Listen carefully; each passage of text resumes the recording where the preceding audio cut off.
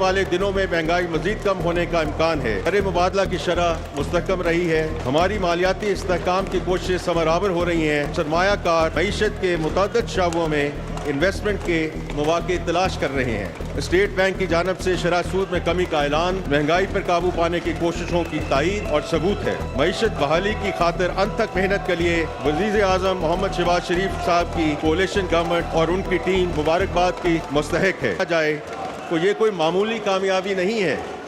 آنے والے دنوں میں مہنگائی مزید کم ہونے کا امکان ہے۔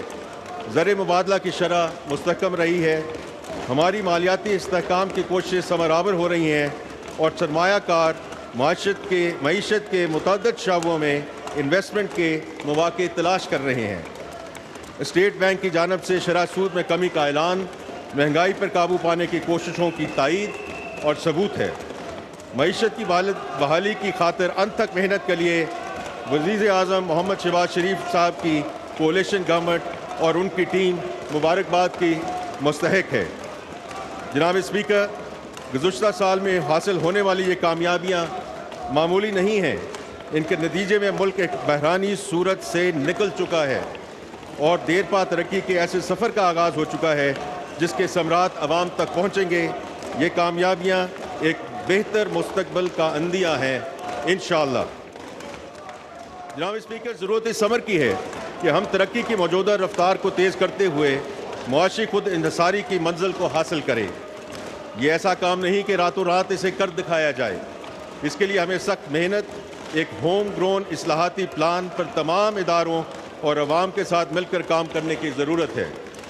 جناب اسپیکر، ہم اس امید کے ساتھ اپنے ہوم گرون ریفارم ایجنڈا کے پختہ ارادے اور عزم کے ساتھ جاری رکھے ہوئے ہیں کہ پاکستان جلد ہی انکلوسیو اور سسٹینیبل گروتھ کے دور کی طرف لوٹ آئے گا۔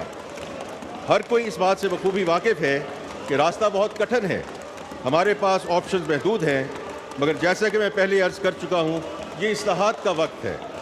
میں سمجھتا ہوں کہ یہی وقت ہے کہ ہم اپنی معیشت میں پرائیویٹ سیکٹر کو مرکزی اہمیت دیں اور چند افراد کی بجائے پاکستان کے عوام کو اپنی ترجیح بنائیں۔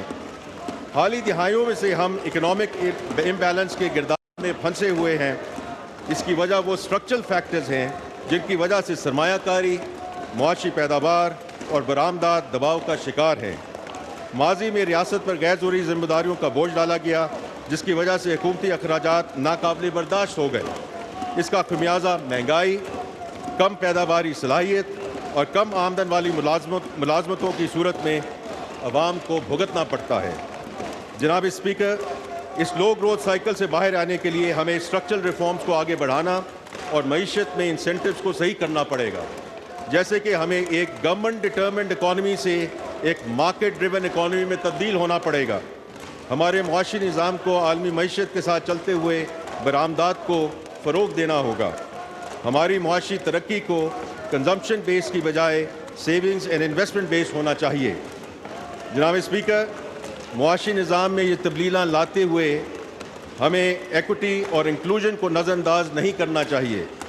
ہمیں درج ذیل پہلوؤں کا احاطہ کرتے ہوئے جرأت مندانہ اقدامات کی ضرورت ہے۔ تمام ماڈرن اکانومیز کی طرح ہمیں بھی وسیع پیمانے پر نجکاری اور ریگولیٹری اصلاحات کرتے ہوئے ریاست کے فٹ پرنٹ کو صرف اسینشل پبلک سروسز تک محدود کرنا ہوگا۔ پیداواری صلاحیت میں بہتری لانے کے لیے اندرونی ملک اور بیرون ملک سے سرمایہ کاری کی حوصلہ افزائی اور regulatory and investment climate improvements کرنا ہوں گی۔ ہمیں ٹارگیٹڈ ویلفیئر سسٹم کے ذریعے عوامی فلاح پر توجہ دینی ہوگی اور ایسی سبسڈی کو کم سے کم کرنا پڑے گا جو ایفیشنسی اور